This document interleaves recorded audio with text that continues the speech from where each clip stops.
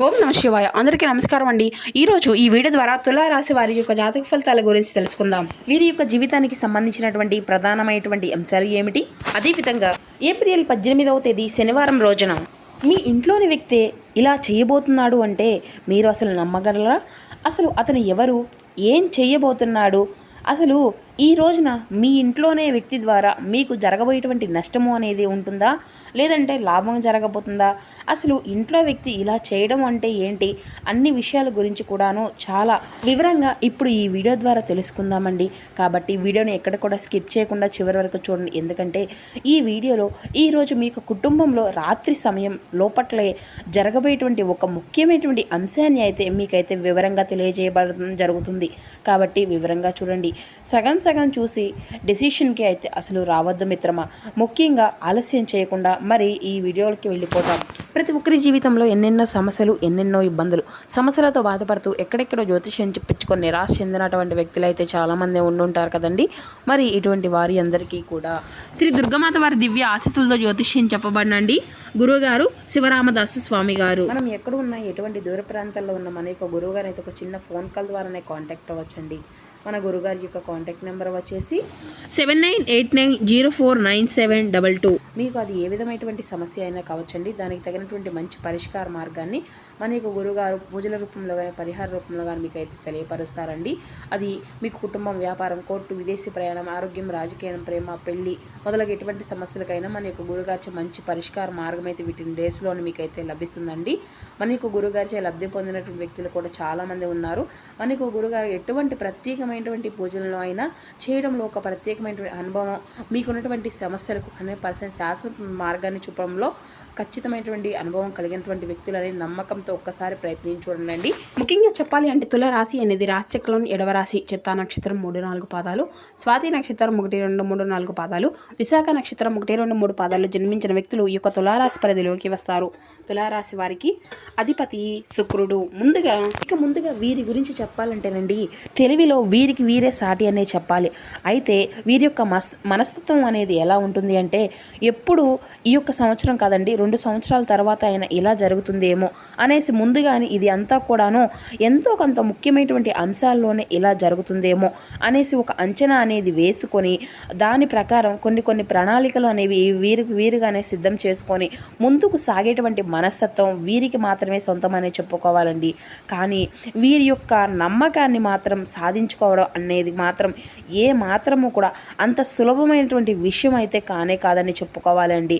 ఎందుకంటే వీరు ఒక్కసారి కనుక మన అనుకోనేసి నమ్మారు అంటే మాత్రం వారి కోసం ఎటువంటిది ఎంతవరకైనా వెళ్ళేసి పోరాడడానికి సత్తా అనేది ఉన్నటువంటి వ్యక్తులని కూడా అంత నమ్మకంగా ఉంటారని కూడా చెప్పుకోవాలండి.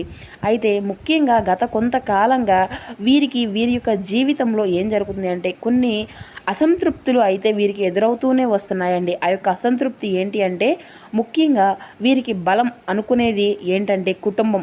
ఆ యొక్క కుటుంబం నుంచే గత కొంతకాలంగా కొన్ని ఇబ్బందులు అనేవి, నిరాశలు, నిస్పృహలు అనేవి తగులుతూ ఉన్నాయండి.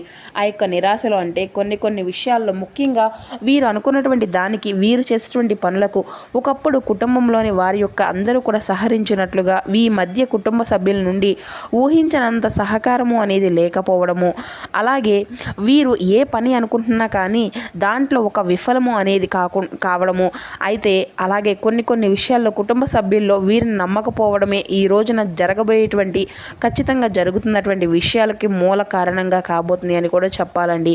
అయితే మరీ ముఖ్యంగా ఇక్కడ నుండి చెప్పేటువంటి ప్రతి ఒక్క విషయము కూడా ఎంతో ముఖ్యమైనది మిత్రమా. మీ యొక్క జీవితానికి చాలా అవసరమైనటువంటి అంశంగా అయితే ఉండబోతుందన్నమాట.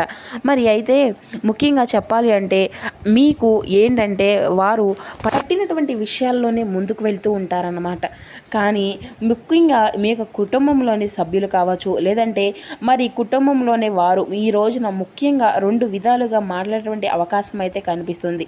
ఒకటి, కొందరైతే ముఖ్యంగా మీకు ఉన్నటువంటి గౌరవాన్ని అంతా కూడా తగ్గించే విధంగా, మీకు ఉన్నటువంటి కుటుంబంలో ఉన్నటువంటి ప్రాధాన్యతను తగ్గించే విధంగా కొన్ని కొన్ని విషయాల్లో నీదేమీ కూడా లేదు, మొత్తం అంతా కూడా కుటుంబం కానీ ప్రతి ఒక్క విషయాన్ని కానీ మొత్తం అంతా కూడా చూస్తుంది మేమే అన్నట్లుగా మాట్లాడుకోవడము, కొంత అయితే కొన్ని విధాలుగా చెప్పాలి అంటే మీ యొక్క నిర్ణయం అనేది లేకుండానే, మీ యొక్క డెసిషన్తో పని అనేది లేకుండానే తుది నిర్ణయాన్ని అనేది తీసుకోవడము, కొన్ని కొన్ని విషయాల్లో చెప్పాలి అంటే ఇది అంతా కూడా ఒక విధంగా అన్నీ కూడాను మారేటువంటి అవకాశంగా ఉండబోతుంది అన్నమాట. ఎందుకంటే కుటుంబంలో ఉండేటువంటి వ్యక్తులే ఇలా ప్రవర్తిస్తున్నారు. వారు మీ పైన మీ పట్ల చూపిస్తున్నటువంటి అతి చిన్న చూపు అయినా సరే, అది కొన్ని కొన్ని విషయాల్లో మీరు ఏమనుకున్నా సరే అది అంతా కూడా మీరు ఎప్పుడూ కూడా సహించలేకపోతున్నారు. ఎందుకంటే కొన్నిసార్లు కుటుంబం యొక్క జీవిత విషయంలో కొంత గుర్తింపు అనేది కోరుకునేటువంటి వ్యక్తిత్వం అనేది ఉంటుంది కదా మీ దగ్గర. అలాగే ప్రత్యేకంగా నేను అనుకున్నది సాధించాలి అనేది మీకు కుటుంబంలోనే ఒక పెద్ద స్థాయిలో నిలబడాలి అనేసి అందరూ కూడా కొంచెం నా మాట వినాలి అని అన్నట్లుగా ఉండేటువంటి స్వభావం మీది.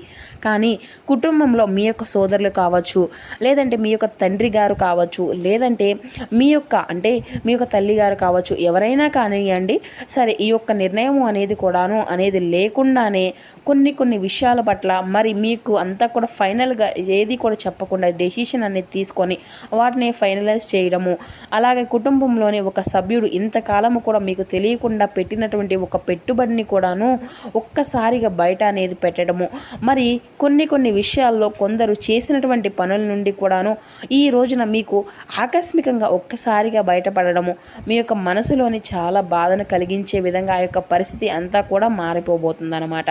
ఎందుకంటే మీరు ఇప్పటి వరకు కుటుంబమే నా యొక్క జీవితం, కుటుంబంలోని సభ్యులే నా యొక్క సర్వస్వం, వారే నా యొక్క కుటుంబం అనేసి వారే నాకు అన్నీ కూడా అన్నట్లుగా మీరు కానీ ఈ రోజున చూస్తే కనుక ఒక్కసారిగా మీ యొక్క పరిస్థితి అంతా కూడా తారుమారు కాబోతుందనే చెప్పాలి. ప్రత్యేకంగా మీరు అనుకున్నటువంటి పనుల్లో మరి మీకు ఆటంకం అనేది కలిగినా కూడా ఆటంకం కలిగించే విధంగా మీ యొక్క మనసు అనేది నొప్పించుకునే విధంగా వారు మాట్లాడినటువంటి ఆ యొక్క మాటలు అంతా కూడాను మీకు చాలా బాధను కూడా కలిగిస్తాయి. దీనివల్ల మీరైతే ఖచ్చితంగా ఒకటి అయితే మాత్రం బలంగా అంటే కఠినంగా మీరు ఒక నిర్ణయం అనేది కూడా తీసుకోవడం అనేది జరుగుతుంది. కానీ ఏమిటి అంటే అది అంతా కూడా బలంగా కానీ మీ యొక్క కుటుంబ సభ్యులు అంతా కూడా ఒకటిగా మారి ఆ యొక్క డెసిషన్ అనేది లేని కుటుంబంలో ఏది కూడా జరగదు అనేసి ఎన్ని అనుకున్నా సరే, ఎన్ని చేసినా సరే చివరికి నా యొక్క నిర్ణయము అనేది తీసుకునే చేస్తారు అనేసి మీరైతే మీ యొక్క ఆలోచనలో ఇంతకాలం కూడా జీవిస్తూ ఉంటున్నారు. కానీ మీకు ఈరోజు అంతా కూడా ఒక్కసారిగా మీ యొక్క పరిస్థితి అంతా కూడా చాలా క్లారిటీగా అర్థం కాబోతున్నాయి. మీరు ఏం చేస్తే ఏం చేయాలి, ఏం చేయబోతున్నారు అనేటువంటి ప్రతి ఒక్క విషయాన్ని కూడాను మీకు అర్థమయ్యే విధంగా ఇది అంతా కూడా మీకే ఒక్కసారిగా సమాధానం చెప్పే విధంగా మరి ఊహించనటువంటి విధంగా కూడా ఈరోజు జరిగేటువంటి పరిణామాలు అంతా కూడా ఉండబోతున్నాయి. మరి ఎవరు ఏంటి అనేది కూడా మీకు ఈ యొక్క పరిణామం ద్వారా కూడా తెలుస్తుంది. కానీ దీనివల్ల ఒక్కసారిగా ఇప్పుడే జరగబోవడానికి కారణం ఏంటి అంటే కుటుంబ సభ్యులతో మీరు గత కొంతకాలంగా కొంత రిలేషన్ అనేది కూడా చాలా తక్కువగా ఉండడము, అలాగే ఒక ప్రత్యేకంగా చెప్పాలి అంటే మీరు చేసేటువంటి పనుల్లో కాస్త ఈ మధ్యకాలంలో గత కొంతకాలంగా మీరు స్వార్థపూరితంగా కొన్ని విషయాలు అనేవి ఆలోచించడము, మరొక రీజన్ ఏంటి అంటే మీ యొక్క గ్రహస్థితి ఇప్పుడు అంతా కూడా ప్రస్తుతం శని మీకు అంతా కూడా పరీక్షించేటువంటి కాలంలో ఉన్నాడు. కాబట్టి దీనివల్ల మీ యొక్క ఆలోచనలన్నింటినీ కూడా కొన్ని పరీక్షలకు గురి కావడం అనేది జరుగుతూ వస్తుంది. మరి అంతేకాకుండా ఈ రోజున మీకు ప్రత్యేకంగా రాహుకేతువుల యొక్క ప్రభావాల వలన కూడా ఊహించినటువంటి వివాదాలు అనేవి కొన్ని ఏర్పడేటువంటి అవకాశాలు అయితే చాలా ఎక్కువగా కనిపిస్తున్నాయి. అయితే ముఖ్యంగా ఈరోజు మీరు కొన్ని జాగ్రత్తలు కూడా అయితే పాటించక తప్పదు మిత్రమా. ఈరోజు ఖచ్చితంగా మీరు ఎవరితోనూ కూడా వాగ్వాదాలకు అసలు దిగకండి. అలాగే ముందు మాటలు మీరైతే తప్పకుండా మాట్లాడకండి. మరి ఇతరులకు ఏదో విధంగా మాట్లాడేదాకా ఎదురు అనేది చూడండి. మీరు మధ్యలో మాట్లాడి వాళ్ళని డిస్టర్బ్ చేయడం వంటివి అయితే అస్సలు చేయవద్దు. అయితే ముఖ్యంగా చెప్పాలి అంటే ఈరోజు మీకు చెప్పేటువంటి ఈ యొక్క విషయం ఏంటంటే మరి మీ యొక్క కుటుంబంలో అంతా కూడాను ఆ యొక్క వ్యక్తి వల్ల ఇలా చేయడము అనేది కూడా మీకు కాస్త ఇబ్బంది అనేది కలిగించినా కానీ అది అంతా మీకు జరగబోయేటువంటి దాంట్లోనే మీకు ఆ యొక్క అంటే మీ యొక్క భవిష్యత్తు అంతా కూడా మంచి అవకాశాలు అనేవి కలగడానికి ఇది అంతా కూడా మంచిదని మీరైతే ఖచ్చితంగా భావించాలి. ఇక ఇదొక పరీక్షాకాలము. మీ యొక్క పరీక్షాకాలం ముగిసిన తర్వాత మీ యొక్క జీవితంలో ఈ యొక్క శని పెడుతున్నటువంటి పరీక్షలు అన్నీ కూడా ముగిసిన తర్వాత మీ యొక్క జీవితంలో మరి ఊహించినటువంటి మంచి ఫలితాలు ఖచ్చితంగా మీరైతే అందుకోబోతున్నారు. మీరు అనుకున్న ఈ విధంగా చేయాలన్నా, మీరు అనుకున్నది అంతా కూడా సాధించుకోవాలి అన్న అటువంటి విషయాల్లో కూడా మీకు మంచి మంచి అవకాశాలు అయితే చాలా ఎక్కువగానే కనిపిస్తున్నాయి. కాబట్టి ఈరోజు ఆచితూచి అడుగు వేస్తారని, మీరు అనుకున్నటువంటి పనుల్లో విజయం అనేది సాధిస్తారని మనస్ఫూర్తిగా కోరుకుంటున్నాము.